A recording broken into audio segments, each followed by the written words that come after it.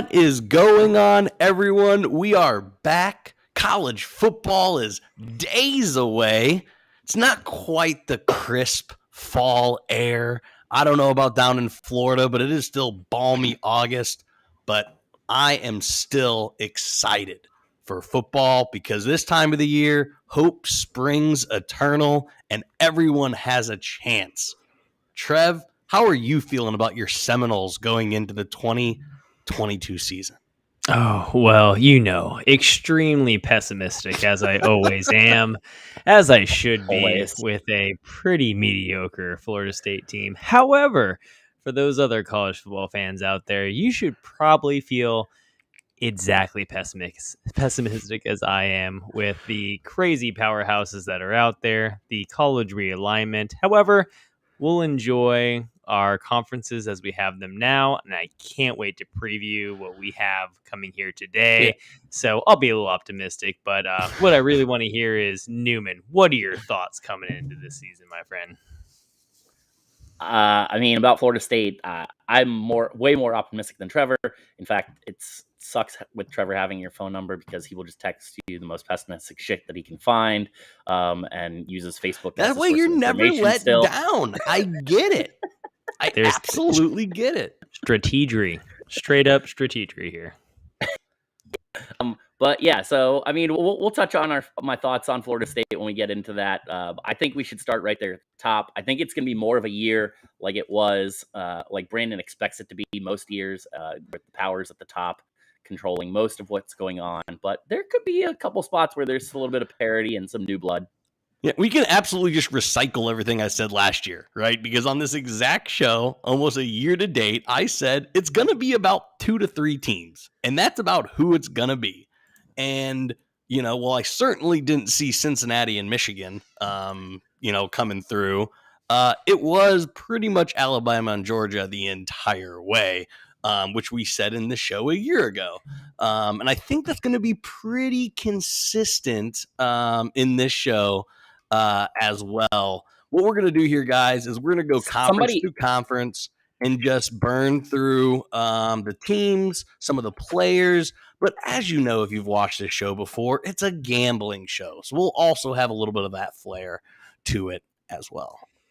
Yeah, the one thing I would do want to somebody point actually out, picked, and I don't like saying this often, but I'm pretty sure, wasn't it this time last year that Newman picked Georgia to win it all?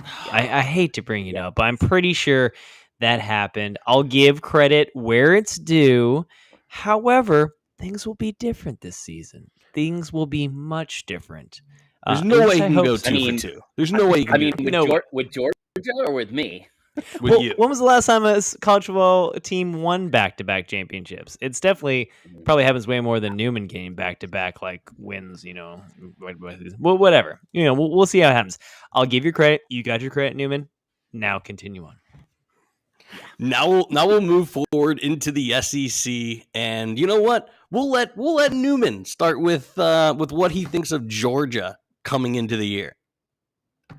So obviously, a lot of you guys are football fans. You've watched a lot of college football. You've probably watched a lot of NFL football, and Georgia has to replace a lot of talent. Fortunately for Georgia, they've built they're building, I don't know, like a Death Star, kind of like Alabama has over there, where they just reload with tons of talent. So they're younger. They're still really talented, but they do have to replace a lot. Ultimately, I think that Georgia's going to be a really good football team. They're still probably going to win their division, but I'm not sure if they're going to have the goods to beat Alabama this year. So I could totally see Georgia completely missing the playoff if they suffer an in-season loss and then wind up losing like an SEC championship game, giving them 2 losses. This is going to be a common thing for me, as it is at any level, is let's look at the quarterback. And you got Stetson Bennett. Are you guys buying into Stetson Bennett? Because last year, Trevor, I think Georgia won in spite of Stetson Bennett. Yeah, this team doesn't ride on his shoulders like most college football teams ride on their quarterback shoulders. Georgia will reload, yes. However, Bama reloads way better. So Georgia is definitely scary. I don't think they have a ton of competition in their division. I still think the University of Florida will lose to them in Jacksonville, which I will probably attend. But I think they regress a little bit. I mean, who doesn't regress after winning a national championship, right?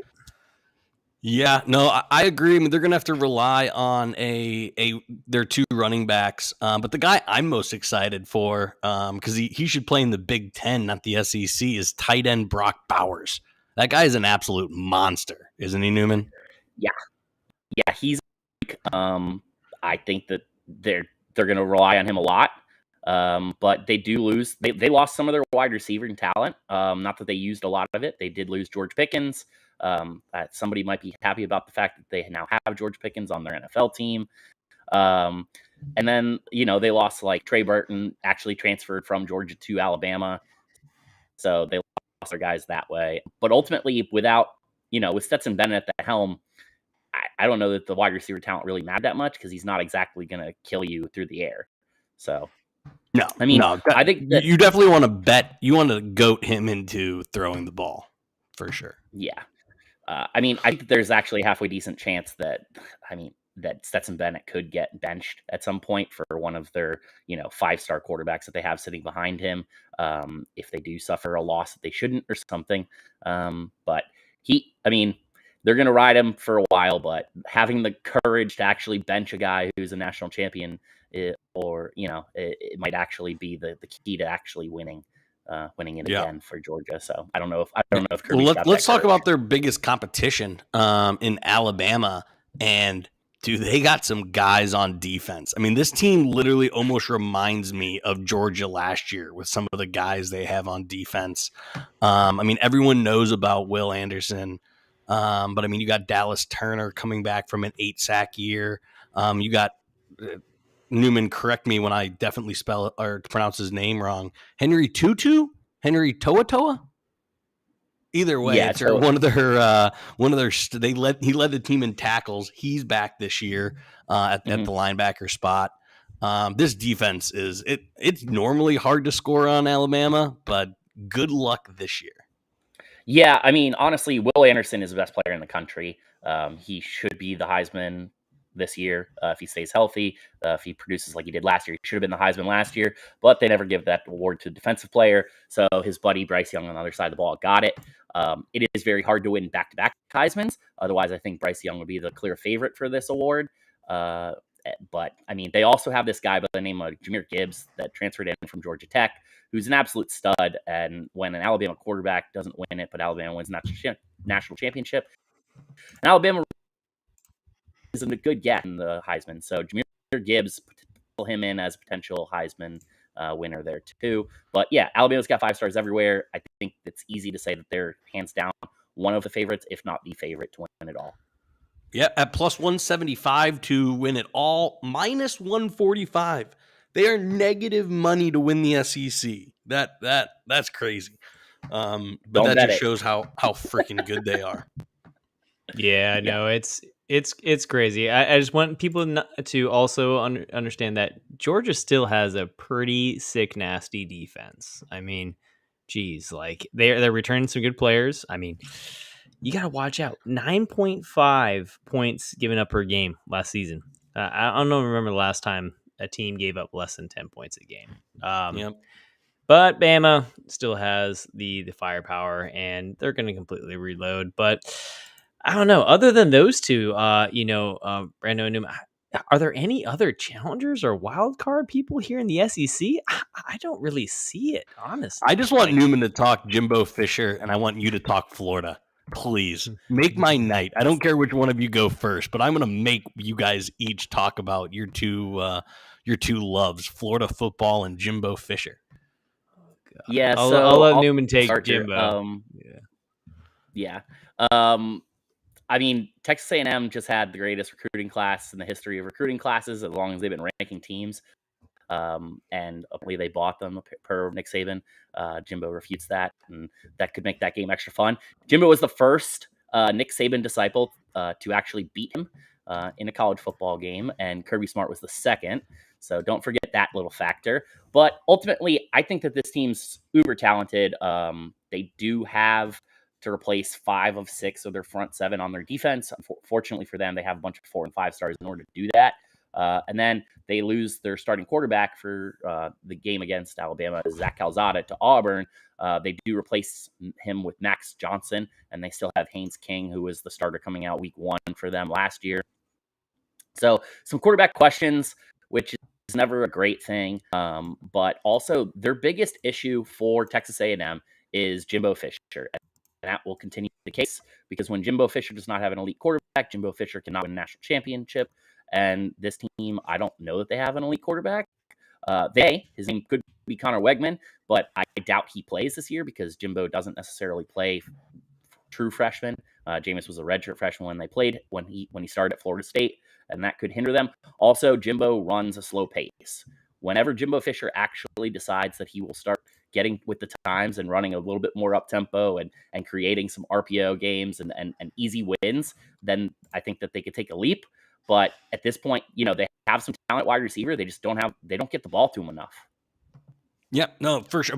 And listen to this steep decline. You got Bama minus 145 to win the SEC. You have Georgia plus 155. A&M is the second best at plus 1,800. This is a 2-team race. Before I get into some, because I have 2 other fun teams that I'm going to be watching in the SEC, but I have to watch Trevor painfully talk through Florida football. Please talk some Gators to me, Trev. Well, Napier coming in there, brand new coach. You've got Anthony Richardson, who's an unproven quarterback. He had a battle last season as a sophomore. You got a transfer running back here in Montrell Johnson coming from Louisiana, following Napier. I don't know. I'm not sold on their wide receivers either. However, they do have a pretty solid offensive line, and their defense is ultimately not too shabby as well. However, they play in the SEC. They don't have the top tier SEC talent like your Georgia or Bama. I think it's going to be a lot of learning curves for Napier coming into the SEC, which he literally hasn't had a lot of that opportunity coming from where he is. So I see Florida, straggling a little bit.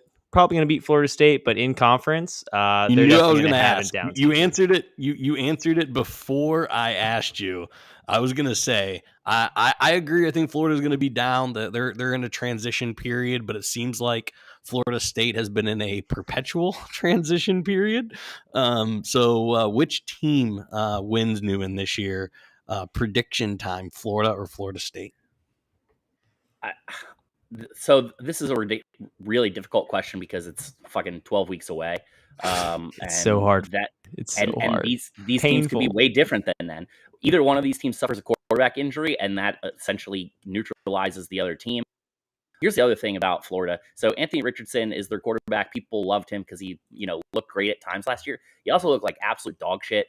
And hurt himself multiple times, including doing dancing before a game that they wound up losing. Kids want to have fun, Newman. Kids want to have fun. But what do we know about police? What do we know about Dan Mullen? He is one of the elite game play callers and schemers in college football last year and consistently over the past several years. And so he didn't think that Anthony Richardson was ready. And now all of a sudden Billy Napier is going to come in and their offense is going to perform better. I highly doubt that. So, I mean, Napier is going to take this team to probably heights that Mullen couldn't because he's a better recruiter. But ultimately, I think that this is a step back year for Florida. I mean, for now, I'm going to say that Florida State has just as good a chance to beat Florida. There we go. Again, it's hope season, baby. It's going to be a Friday night in Tallahassee, the day after Thanksgiving. So, standalone TV once again. And I mean, I'll take the home team getting a little bit of an edge. It's right now, if I'm setting the line, it's minus 1 point Florida State, or a half point. Yeah. But yeah, I'm not super convinced on it, but I'll take the action right now. Even ground, both quarterbacks are out. Florida's stomping Florida State there with the ultimate talent that they have. Both quarterbacks in there. No, maybe not, dude. Florida State has a shot. Maybe. No, All they're right, not. let's do Florida some quick hitters here before we jump to the Florida Big State's Ten. a better team than they are at that point.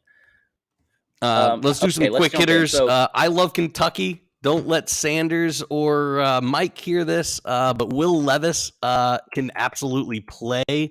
They're going to score a lot of points, as well as Arkansas. KJ Jefferson is really good. The Avenger Treylon Burks is not there in down there in Arkansas, but I'm going to be hammering Kentucky and hammering Arkansas. Simply because I love their quarterbacks. And as Newman said, quarterbacks are pretty much the most integral part to any team at any level, but especially in the SEC. So any other teams you guys are looking at out there in the SEC before we jump to God's country? So I think that Tennessee's really good. We talked about quarterbacks. Hendon Hooker had an awesome season last year. They returned 76% of their production from the prior season. This is year 2 for Heupel. So they actually have some time to install the scheme a little bit more, practice, recruit to it and stuff like that. So I think that Tennessee is very much so a team that can take a leap here. And when you say that you're very much so planning on hammering Kentucky and Arkansas, you're talking about individual games, right? You're not taking either of these teams. Individual games. Yeah. Overs, baby. Okay. Overs club. Let's go. Yeah. I think the lane trade a little bit interesting there. But losing Matt Corral, they should regress a little bit. And then LSU with the Brian Kelly change, I want to hear what you guys think about that. Jaden Daniels is they brought him in to play quarterback. He's in a competition with Garrett Nussmeier. They have a really good defensive line, really good wide receiver, but their offensive line is absolutely a question mark, as is their secondary. So Brian Kelly wins everywhere he goes. I think it's going to take a little bit to get the talent gap made up in the SEC. But if you can recruit at Notre Dame, you can definitely recruit at LSU. This isn't the year for LSU, but I mean, I'm buying stock now while it's at a good price. Yeah, LSU, I think, ranked second in the transfer portal. It means of like transfers and rankings. So they definitely reloaded. Who cares? Even despite all that, yes, Brian Kelly wins. However, it's going to take some time to get that continuity in there. I'm predicting they start out the season, 1-1. So we'll see how that goes. But LSU is going to have an up road hill to do anything in the SEC this season. Quick question on Brian Kelly. Does he win a national championship while at LSU or no? Because the last 3 coaches that have coached at LSU have won national championships. Yes. When has he won a national championship? Has Brian Kelly won a national championship? He has not. No. I mean, division okay. Whitewater, whatever, Division 2 or whatever he did. But not. That's not a national championship. That's not what I asked though, Trevor. I asked, does he win a national championship? Yes or no? No. Okay. I don't think he does. More cringy Brian Kelly. Brian Kelly is good for the entertainment. They're good for people like us. Only if he gets a better Southern accent. No, I want it to get worse. He needs to. I want it to get worse. I do declare. Speaking of declaring, let me just go and declare Ohio State this year's national champion as we move into the Big Ten. This is the best offense in the country with a top 3 quarterback, top 5 running back, and maybe the best wide receiver in the country with Stroud, Henderson, and Jackson Smith-Njigba. They're going to be incredible. Their defense has better pieces than they are as a whole. They actually didn't have a great defense, but they did grab Oklahoma State's defensive coordinator, who did very well in the Pac-12. If you can get the Big 12, if you can get the Big 12 to play defense, you did really, really well. And just to show just how big of a favorite Ohio State is in the Big Ten, if you thought minus 145 was bad, they're minus 215 to win the Big Ten. The Big Ten as a whole steps back this year, but I think, I said this in another pod, I think this is the best Ohio State team since the 2013 team, which also won the national championship. Well, you guys, you on the Buckeye train? I'll hop in right here. I don't have too much to say about the Big Ten other than like I am absolutely on the Buckeyes like bandwagon right here. They look good. That offense is going to put up so many points. Like watch out for potentially the most points scored by a college football team because the rest of the Big Ten regresses. There's not as much talent there in the Big Ten, and they're just going to run through that conference. And ultimately, if you look at like the non-conference schedules, like Ohio State doesn't necessarily have that hard of a pathway I mean, there. they start with Notre Dame, and that's about it. I mean, Notre Dame will be their toughest game all year. And Congratulations, the biggest overrated, non-power 5 team to be out there. That's awesome.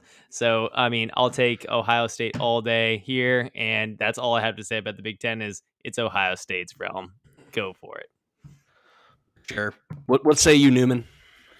Yeah. So I mean, the Ohio State's really good. I think that they should be one of the people to win the national championship because that's how good they are. You did mention Travion Henderson. He's an elite running back. Jackson Smith and Digba is the best wide receiver that Ohio State's had in probably 5 years, and they've put a lot of those guys in the NFL. So that's saying something about him. I think it's clear that Ohio State is the team. Michigan did knock them off last year, but I don't think that Michigan's going to be able to maintain what they did. They do lose Josh Gaddis, and so that plus some good defensive talent. So I expect Ohio State to take a leap forward here. But they do open with Notre Dame, which could be a very interesting game. But I think it's kind of going to pad their record a little bit and help them out in the polls. So Georgia, who won the national championship last year, has worse odds to win it this year. Ohio State's the second favorite to win the national championship at plus 300. I'm not much of a futures bets guy, but I think they're the best team in the country. And if I can get them to 4-1, that's pretty good. Let's talk about that team that knocked off Ohio State last year, Michigan, at plus 600 to win the Big Ten. I mean, Trevor, I think this is the case of if you have two quarterbacks, you have none. They don't know if they're starting McNamara or McCarthy. They lose a lot on that defense. I think Michigan steps back pretty significantly here. They're still Michigan and the Big Ten's down, but I think they're maybe an 8-9 win team this year. Do you think they're the second best team in the East? I don't. I like Michigan State this year. Michigan State, again, talk about Portal King. Mel Tucker, he did it once, he did it twice, he did it 3 times. I really like Michigan State to beat Michigan again. And I may even like Penn State a little bit more just because, Sean Clifford's 32 and still playing football. Yeah, I mean, I expect Michigan to regress. I think that the loss of Gaddis hurts a lot. And then in general, I think that defense should a little bit losing their DC, the Ravens, as well as, a bunch of elite players off that defense in Dax Hill, Aiden Hutchinson, etc. Yeah, no, I mean, you talked about Georgia losing a lot. I think Michigan actually loses, maybe not the mere amount, but the impact. Michigan doesn't reload quite like Georgia reloads. Trevor, you said the Big Ten steps back.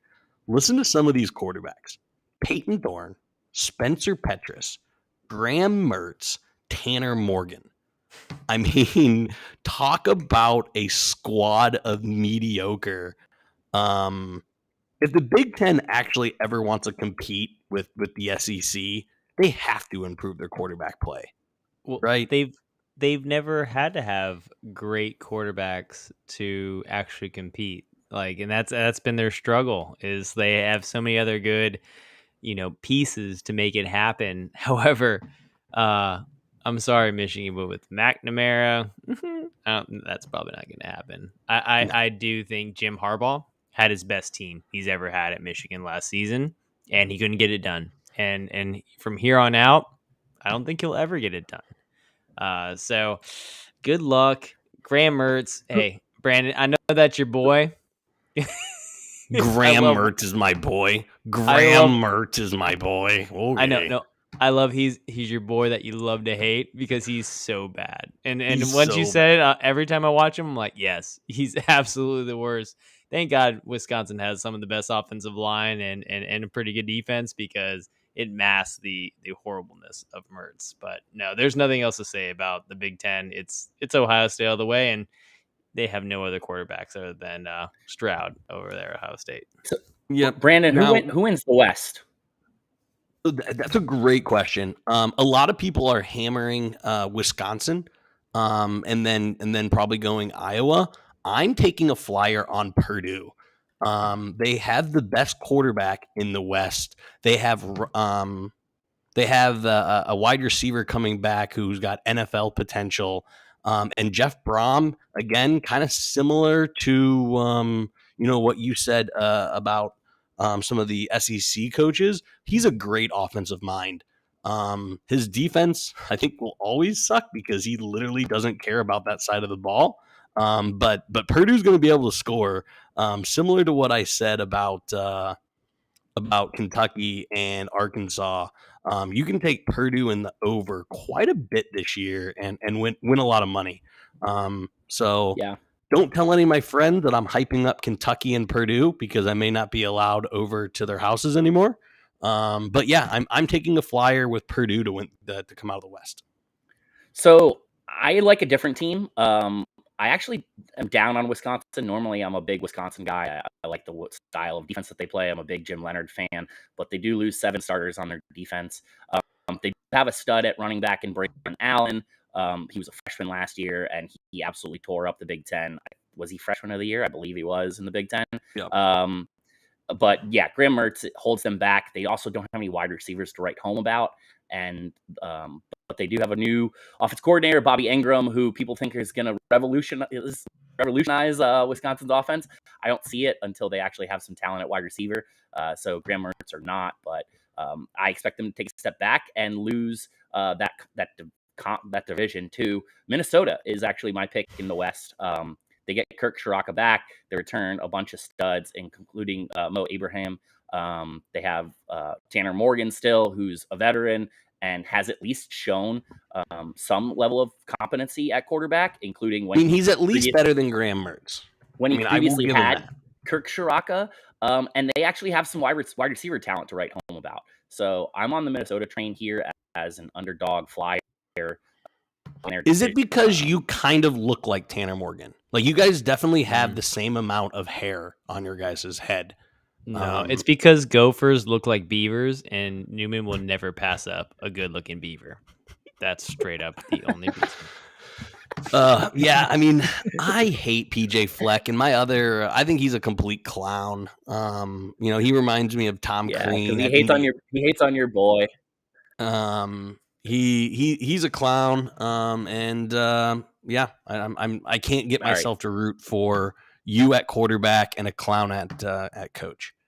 So okay, so that's my thoughts on Minnesota.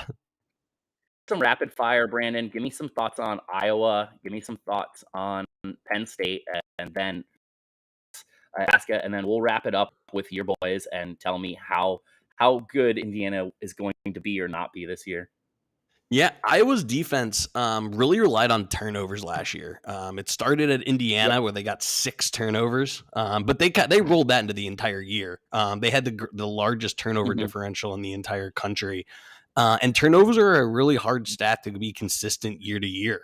I think with the turnover regression and Spencer Petras, I think Iowa struggles to score. I think they're still going to win the fair amount of games. Because their defense is really good, but I do think they take a step back a little bit in that aspect. Penn State has really good receivers again. They got a couple big transfers. They have 2 stud running backs. They have a 5-star and a high-rated 4-star. They always seem to have a stable of really good running backs. I think they're going to be consistent. I think Penn State and Michigan State kind of fight for that number 2 spot in the East. But again, consistent in the Big Ten. I do think Sean Clifford holds them back. He can be dynamic with his legs, but ultimately he can't throw. So the thing about Iowa and going to Penn State is there's no way they beat Penn State if Sean Clifford doesn't get hurt in that game last year, right? Right. They would have gotten murdered. So, I mean, yeah, I'm definitely down on Iowa because of that. And I think Penn State is a good team. They have a chance to be the second best team in the East, especially considering that Michigan State still has those struggles in the secondary and stuff. So if you can throw the ball on Michigan State, you can beat them. And I mean, Sean Clifford may be good enough to do that at least. Yep. Much like Trevor just left, I want the opposite for Scott Frost. He has absolutely murdered the Nebraska program. Nebraska is a bottom 4 program in the entire Big Ten, maybe even worse than that. So I want Scott Frost to stay there forever. And then we'll end on a high note on my Indiana Hoosiers. They bring in Connor Baslick, who was in the SEC Freshman of the Year just 2 years ago. He lit up the SEC when he was a freshman, but they call it sophomore slump for a reason. Him, just like the rest of Missouri, really, really struggled last year, and they mutually broke up. I think if Connor can come in and play like his freshman self in a down Big Ten, I think IU could win 6, 7, 8 games. If he is the quarterback that he was last year, it could be another really ugly season in Bloomington. It's all gonna hinge on what Connor does under center. They bring back 2 potential first-round draft picks in outside linebacker Cam Jones and corner Tywan Mullen. If Mullen rings a bell, the corner over in Vegas, who went to Clemson, and Trayvon Mullen. And then his youngest brother is also at IU as well. So you're going to have 2 Mullen Islands kind of locking down.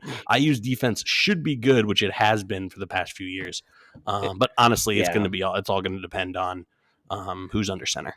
I'm glad that you spoke about the Mullins because those are the only players I know at Indiana. That's one of the only players I know. And you're absolutely right. The studs and has some good family talent. So those are the only ones I know. So those are the ones I'll be watching. Yeah, this schedule is really hard. I think there's a halfway decent chance they don't even eclipse their over-under. So, it might be another dreadful season for you up there because I don't think Connor Basil looks all that good.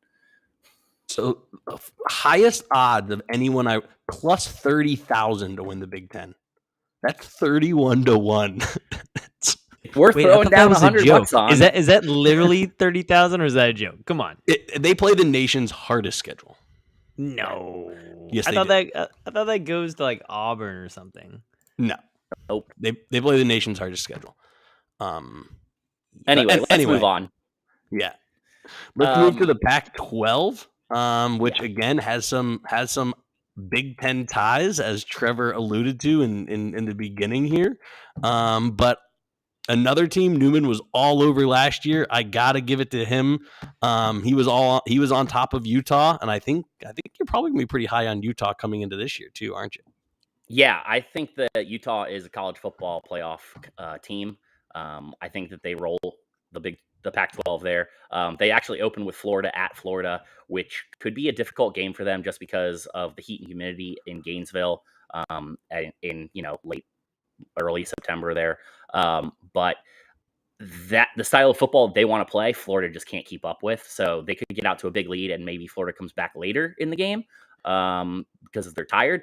But this team went toe-to-toe with Ohio State, as good as Ohio State is, and they nearly pulled it off. And that was a fun game. It was probably the best football game to watch all season. And Cameron Rising even got hurt in that game. If he doesn't get hurt, I think there's a good chance that they win it. So since they installed Cam Rising, they basically don't lose, and I don't expect them to lose much this year. They have a really good team. They returned 83% of their production from last year.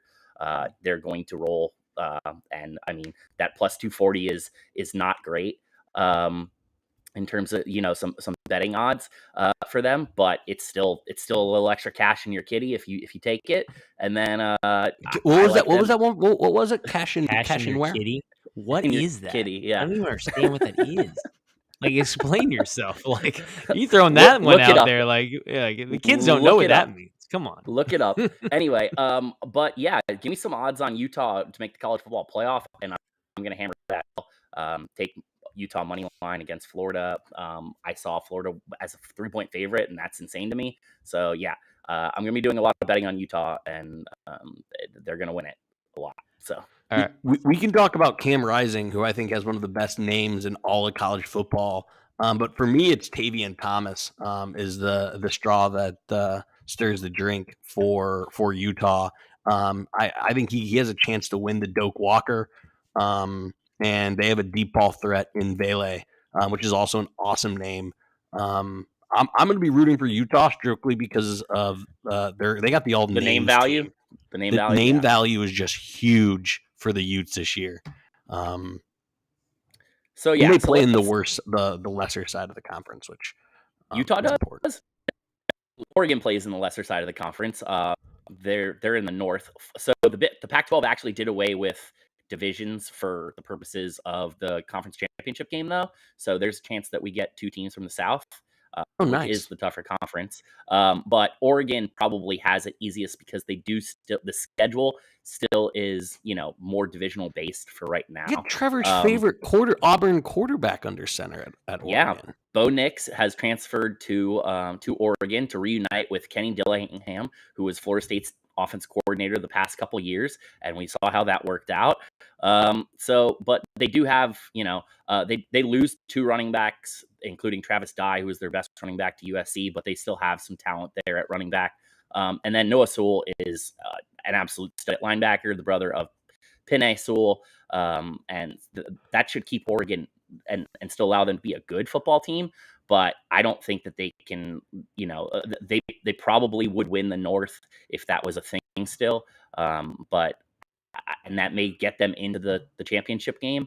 But I don't think that they're going to be, the class of the Pac-12 like they have been previously. Guys, come on. Are we really not going to even mention Southern California, the fucking Spartans, who literally had the biggest haul in the Pac-12 in the off season, with bringing in Lincoln Riley, Caleb Williams. Oh wait, let's not forget they brought in Jordan Addison, the Bolitnikov, whatever. He might be the best wide receiver out there.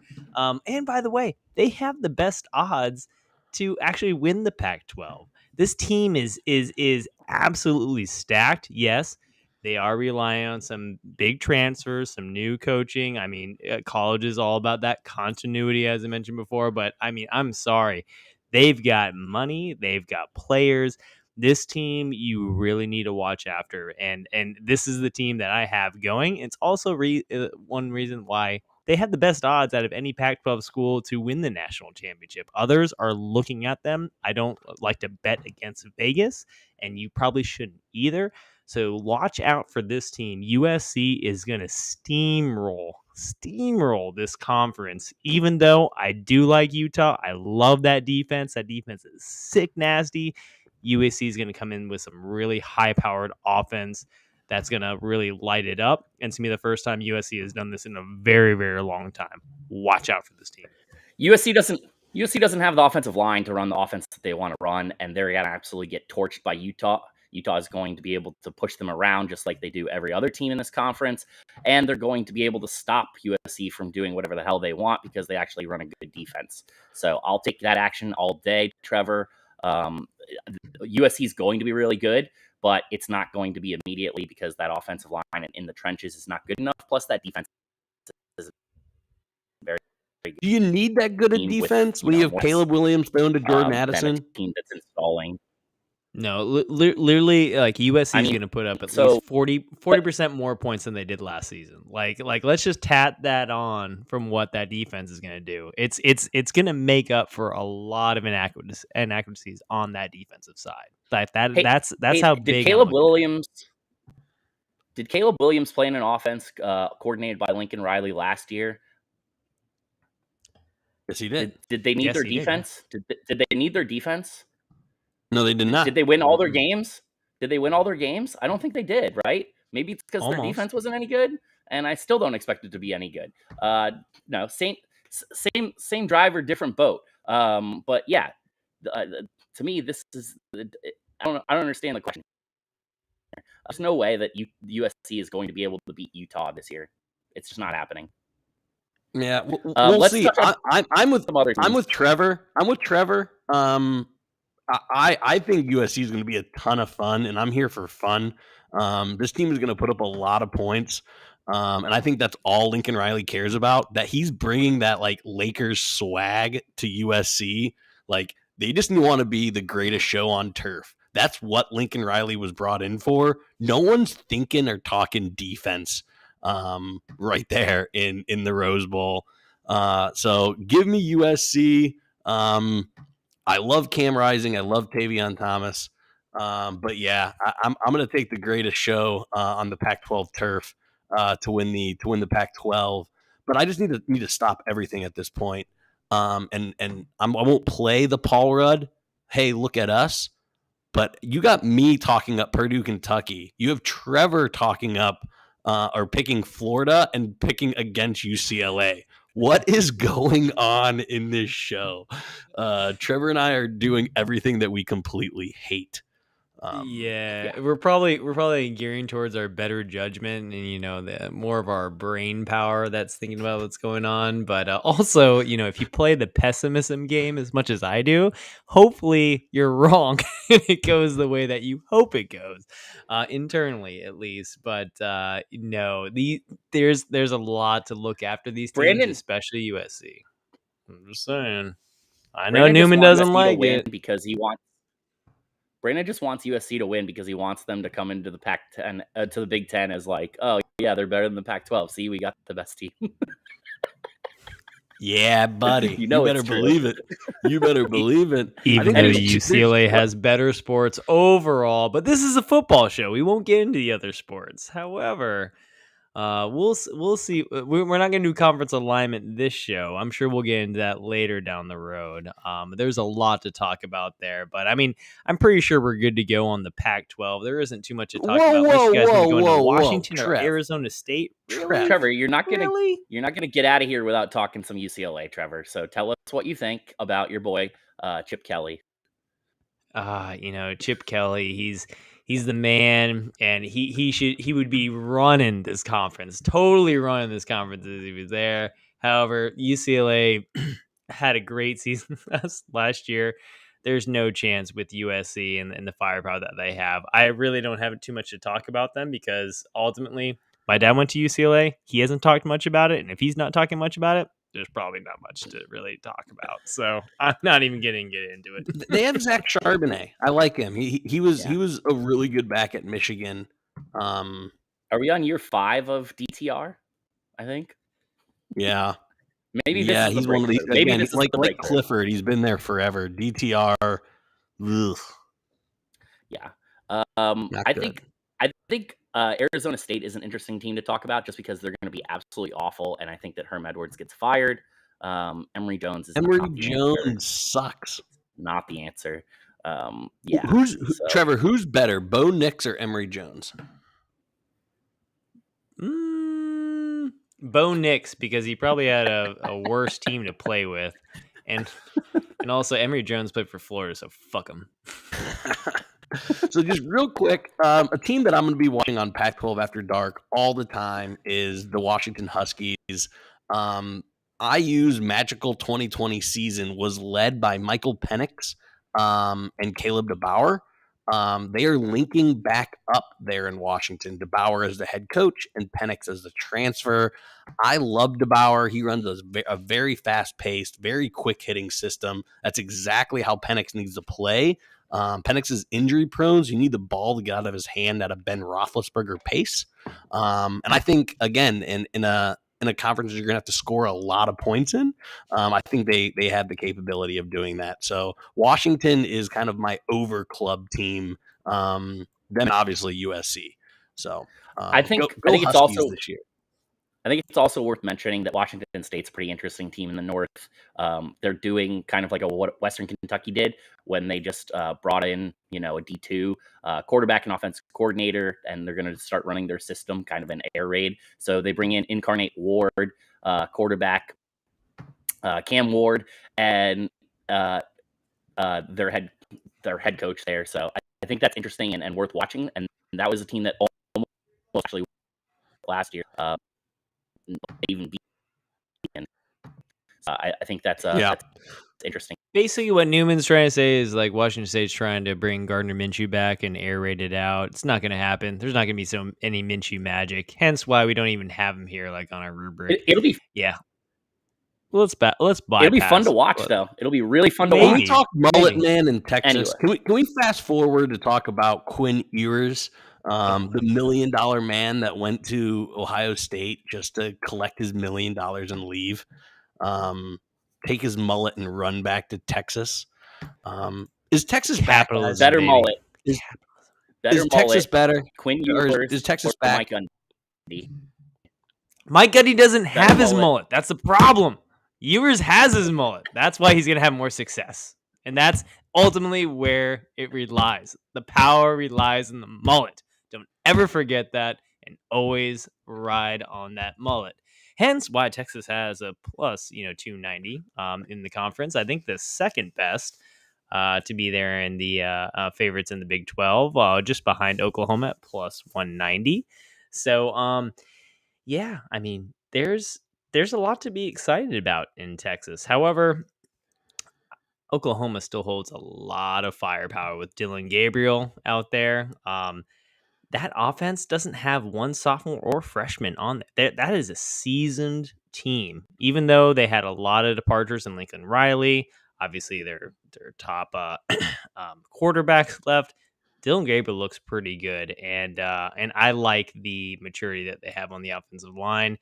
Brent Venables coming back here too, more defensive minded, something that Oklahoma's never had. Anyone can just score any points on Oklahoma. Now all of a sudden you got a defensive head coach on there. Maybe there's some type of some help there. I don't know. I think Oklahoma looks good coming into here, and I don't know. The only one to watch out for is that mullet that's coming out of there in Austin. That's one I would watch out for. It's a 2-horse race. I know Newman will probably jump in on some Baylor facts here, but not too indifferent from the SEC. It's Oklahoma or Texas, and I think Texas is just a little too young. I think Oklahoma wins this conference. I think they run away with it, and I don't think it's particularly close or an interesting conference this year. So Baylor lost top 5 pass catchers. Their starting quarterback, the guy they're replacing him with may be better. They lose 5 of their 7 top. So I just think they're going to be a team that's going to take a little bit of a regression. Not as high on Baylor as I was last year. I still think Oklahoma is going to struggle on defense, despite having Brent Venables there, because they're just not talented yet. He will get that right, but for now, I think this year is going to be maybe a little bit of a struggle. I think Texas is really good, but I still question some of the, Sark and their defense. But they have a really exciting team. It's going to be a lot of fun to watch. I'm just on Oklahoma State there. On Derek Mason's in. I think their defensive line's still really good. And Spencer Steers is back. I don't know if that's good or bad, but 11 of their top 15 starters on offense and snap getters. I'm going to lean Oklahoma State. I'm not super confident. I think it could go either way. And then as a wild card there, I think Deuce Vaughn's really fun to watch at Kansas State, and they're going to pull off a couple upsets here and there. But the Adrian Martinez show is not the answer. Newman. K-State hasn't been fun to watch since Colin Klein was there. No, of course they haven't. We didn't put any notes on K-State. And by the way, Oklahoma State, Mike Gundy does not have a mullet. So therefore, there will be nothing coming out of Oklahoma State out of here. So it is a 2-team run, just like as Brandon said, Oklahoma and Texas all the way. And until Mike Gundy grows that luxurious carpet coming out of the back of his back, there's nothing that's going to happen there. So go Oklahoma, go Texas, do something before you leave and go to the SEC. How bad is this conference going to be? So bad. It's going to be the first major one to dissolve.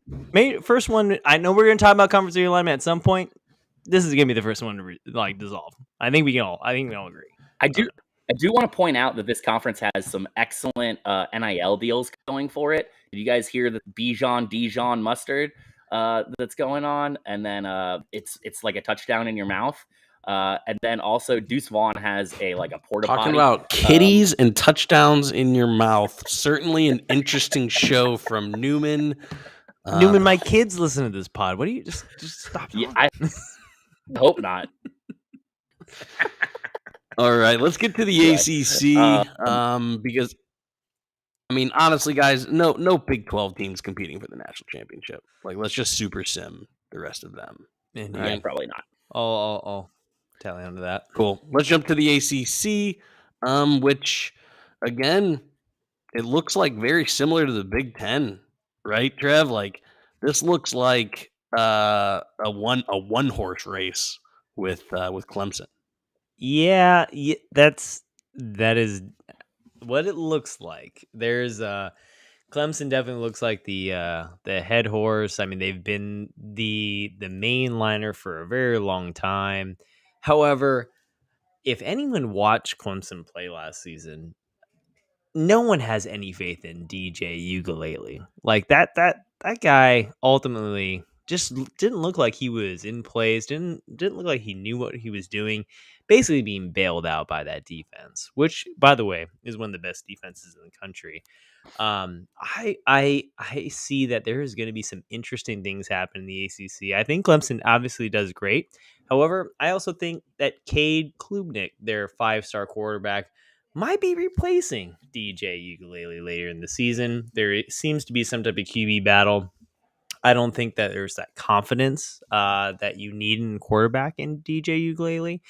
And I really think there's some other teams that have some returning players, some really, really, really good quarterbacks, and some teams that might be looked at and not necessarily taken seriously. And one of those teams I think is NC State, which NC State ranks 12th in returning production. And they had the third least amount of yards scored against. I mean, that is a good team. Devin Leary is a solid quarterback.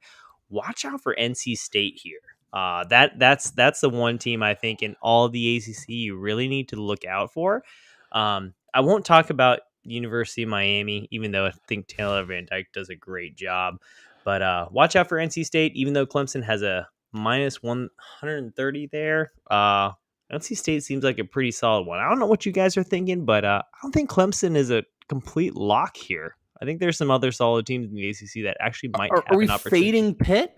Are we really fading Pitt? They're Just from They're from Pennsylvania. Of course, we're any team. No, just because Kenny Pickett is gone, they get Keaton Slovis from USC, who again, kind of similar to Connor Baslick. He needs to return to that former self, but he definitely has the talent, and Pitt just building something here. I'm not sure if Clemson can score the amount of points that Pitt's going to be able to put up. That's why Wake Forest is at least a little bit scary because they can at least put up points. I don't see a lot of Sam offense Hartman in this conference, Newman. I don't see a lot of offense in this conference. I think this is the most.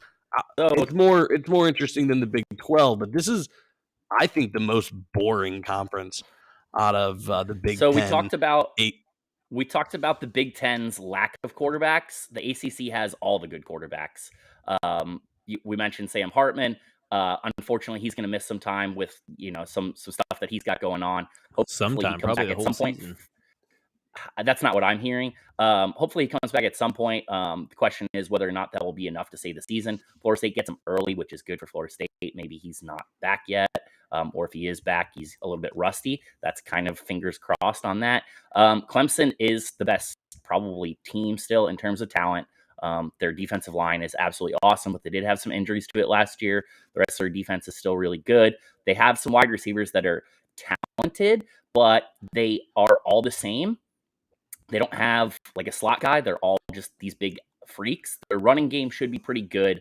But quarterback is absolutely a question. And if Cade Klubnik does not get into the game or it does not start for them at some point this season, I'd be a little surprised unless DJU actually turns it back on and looks like the quarterback that we saw from earlier. Venables leaving is big, guys. I don't want. I mean, that's got to get talked about. Not only do they lose Venables, they also lose Elliott. Fortunately for them, the talent is already there, so they didn't lose a lot of guys to the portal. But I think that them in the long run, and I think that Clemson is probably going to have a downward slide at some point here. In terms of your boy Pitt, not only did they lose Kenny Pickett, they also lost Jordan Addison, who was the Blitnikoff winner, and they lost their offense coordinator, Mark Whipple, who just put up the best offensive season that Pitt has ever had in school history. And then he leaves to take the job at Nebraska, which, Nebraska could be a little bit interesting this year. But after he leaves, on his way out, your boy Narduzzi goes, "Oh yeah, we'll run the ball a lot more this year." So wait, you're gonna throw away all the offensive progress that you made last year, and just start turning into we're gonna run the ball and play defense again and start losing? That's not gonna work out well for them. So I'm down on Pitt in terms of long term. Their defense will still be pretty good this year, so they'll be decent. Going to some of the other teams in this conference, Malik Cunningham is a really good quarterback. He's, makes up a huge percentage of their offense for Louisville. He's quarterback. Yeah, but Louisville's bad. Is probably an NFL Malik talent. Cunningham's fun, but Louisville's bad. I mean, what other players can I don't think the normal person say is from Louisville? I think Malik Cunningham's the only person that most normal person can think about when they think about Louisville. I mean, honestly, I couldn't name three other I players. won't watch a single Louisville game this year. They did lose their top wide receiver to Alabama. He's a speed freak, but in general, that offensive line should be pretty good. They should be able to run the ball. Their defense is decent. They're a team that's going to be in a lot of games, and the problem is the ACC has two divisions still, and one division is a lot of good teams, and then the other division is a lot of crap. So that helps Pitt potentially win that side of the bracket still. But NC State is, as Trevor mentioned, one of my picks here to actually win this. They returned 13 of the 15 top players with 250 plus snaps from a unit that finished in the top 15. I think Devin Leary is pretty awesome. They have, good wide receivers, good running backs, offensive line. So as long as Devin Leary doesn't get hurt, this team very well and probably should win the conference for them. Be fair. You were all over NC State last year, and I faded you and lost money because of it. So I will eat some crow there that I faded NC State all year last year, and it bit me. So I may have to change my tune. Yeah, I may have to change my tune. Yeah. In terms of Miami, the U is, still not great. Tyler Van Dyke is a really good young quarterback. Unfortunately for Florida State, they're basically going to play all these guys. They have, Cristobal's in, Manny Diaz is out, Josh Gaddis is going to be their new OC. Their offensive line is very young. They have a lot of turnover on the defense in terms of transfers and stuff like that. They do bring in Kevin Steele, who I don't know, some people really like as a defensive coordinator. I am not super high on him from his days at Florida State. I didn't think he was all that good. But the question for Miami is, are they going to allow Tyler Van Dyke to throw the ball? Because Mario likes to ground and pound, and that we've seen him do it with Justin Herbert, and that wasn't fun, for Oregon, So, if they let him air it out, then they have a chance, but if not, that could be a problem. There's a big Tyler common Van Dyke's theme. wind up. He has kind of like a Phillip Rivers type of wind up. it takes a full eclipse to get through, a full rotation. Yeah, there's a lot of talent. Miami's kind of a team that I'm buying, kind of similar to LSU. I do think Miami's going in the right direction, and they are the team that has the NIL figured out. They lead the nation in the direction of where they're taking the NIL. So again, like I said, I'm not the hugest Mario Cristobal fan. I think he overthinks things quite often. But often talent prevails bad scheming. I think we've seen that a lot in Clemson, in the past decade or so.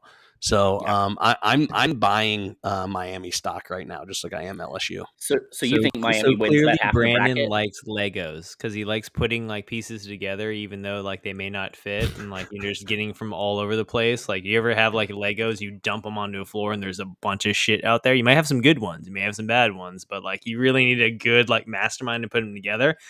What I heard was you don't necessarily like Cristobal, and so you think he can really put them all together and find the right one. I don't know. I'm a big crystal ball fan on the offensive mind, but to that point, Tyler Van Dyke needs to be able to throw the ball. I'm a big believer in him. I really like what he can do. If they let him air it out, I think they can do well. However, I don't think that's going to happen. And there's going to be some interesting things. But I think the big headliner here in the ACC is whatever quarterback does well and owns this conference is going to win this conference. It's going to be led by the quarterbacks, and that's what's going to happen here in the ACC. That's at least. Newman, say DJ's last name one more time. You want me to say it? Yes. Just like ukulele? how you play ukulele? Ukulele? Yeah, there we go. I'm calling him it. ukulele all season. So, yeah, I mean, as we mentioned, Chris Ball, he wants to run the ball, and that they need to throw the ball to win. We'll touch on Florida State because I know that's what everyone's really here to see and hear.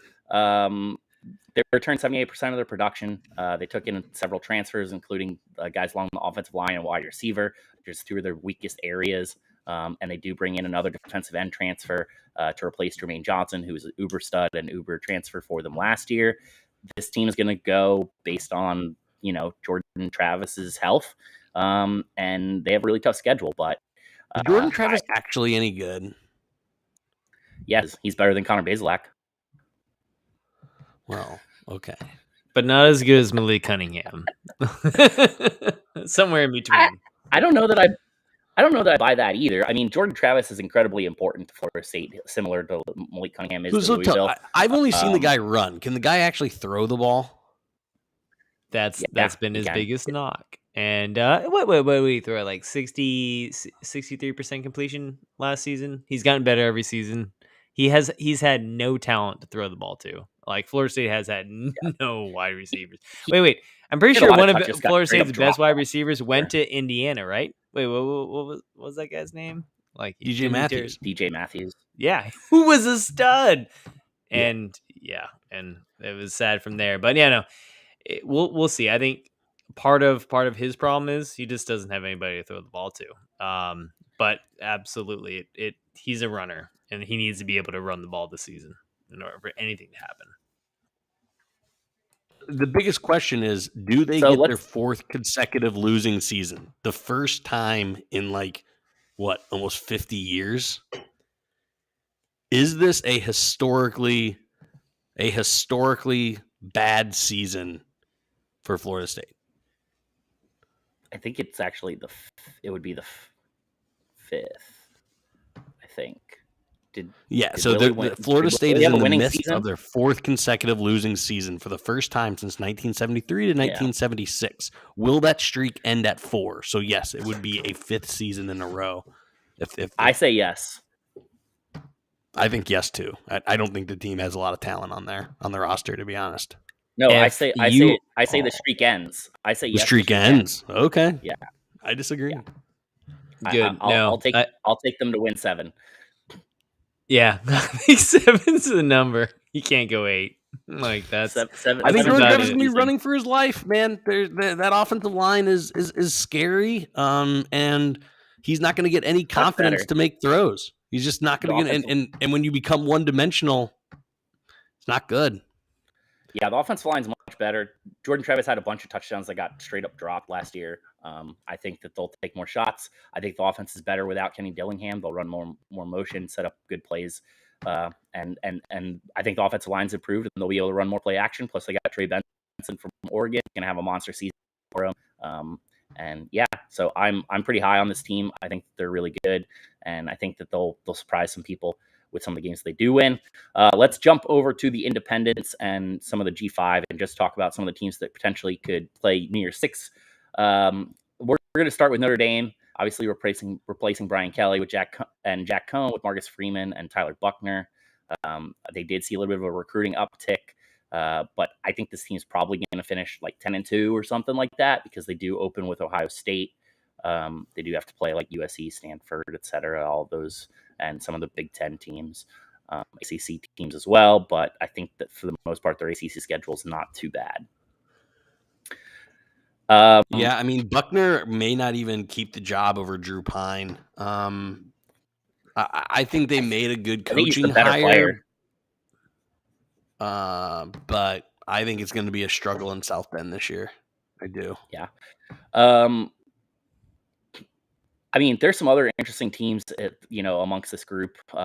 Houston has a chance to, they return a lot of players. The whole person is going to be interesting. Cincinnati, they lose a ton, but they still have some good players. Ben Bryant replaces, is back to replace Ritter. BYU returns 85% of their production from last year, and they were a 10-win team. Fresno has your boy DeBauer's gone, but Jeff Tedford's back, but they still have Jake Haener. App State, they get to host UNC. Georgia State also gets to host UNC, which is fucking weird. Why is UNC playing teams at home? That's just how you don't go to bowl games. That's how you don't go to bowl games. So stupid. It's really bad. No, my team is UCF. John Reese Plumlee. Yeah, John Reese Plumlee is super fun, gadget guy. I think at a school like UCF or any group of five, you need gadget guys to make it fun. So I'm going to watch UCF football because of Daniel Tosh and John Reese Plumlee. Who gets to go New Year's Six bowling here from this group? Nobody. Coastal Carolina. Nobody. So, I mean, Coastal has lost a lot of talent. They do have Jamie Chadwell and Grayson McCall back, but Trevor, they have to.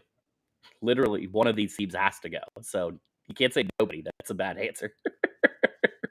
Okay. UCF, because they had your gadget person. I'm really not putting any weight into the G5 and what's happening. It's all about you shouldn't. It was a freak year last year with Cincinnati. You're right, Trevor. Yeah, I mean, none of these teams necessarily matter until the college realignment happens, and one of these teams, maybe one, makes it to like a conference. Like, I really don't give anything about any of these teams, honestly, other than Notre Dame. Notre Dame is the big ticket one, and by the way, I don't know how they're getting as much, love, and potentially making like the college football playoff. Like, Notre Dame is going to regress, and they should. And look at their history, like in the college football playoff. Like, come on, like we need. Their chances are about as real as Manti Te'o's girlfriend was. Exactly. Let's jump to Heisman real quick as we are growing a little long in the tooth for this show. As Newman pointed out, Heismans just don't win back to back. Bryce Young is the second best odds at plus 350, but I personally think this is CJ Stroud's thing to lose. And with as easy as Ohio State's going to roll in the regular season, he's going to have to lay an egg in the Big Ten championship game to not win the Heisman. I think it's a damn layup. I also, I could see Caleb Williams just in case if USC, runs the tables in the Pac-12. So that's, if you're looking for odds, Caleb Williams is 8-1. But really, I mean, guys, is there anyone else other than CJ Stroud and Caleb Williams that you're seriously considering? No, not necessarily. So I think as you mentioned, go ahead, Noobs. I think Will Anderson may have the best chance that any defensive player has had in recent years, just because of the season that he had last year leading into that and people talking about him. That's what a defensive player needs, is they need pre-season hype. But I mean, I think like Bijan Robinson is probably a safer bet there at the same odds. And then, I mean, a guy like Quinn Ewers or Jameer. I also like Jameer Gibbs, the running back from Alabama. But my favorite bet is my boy Cam Rising at Utah, 8,000-1. I think those are excellent odds. And the same odds as DTR, Jordan Addison, Max Johnson. So yeah, I mean, Cam Rising is down there. I mean, if Utah goes to the college football playoff, right? Then I mean, I think he's got a chance, and he should. So I like that as a play, 8,000-1. It's really good odds.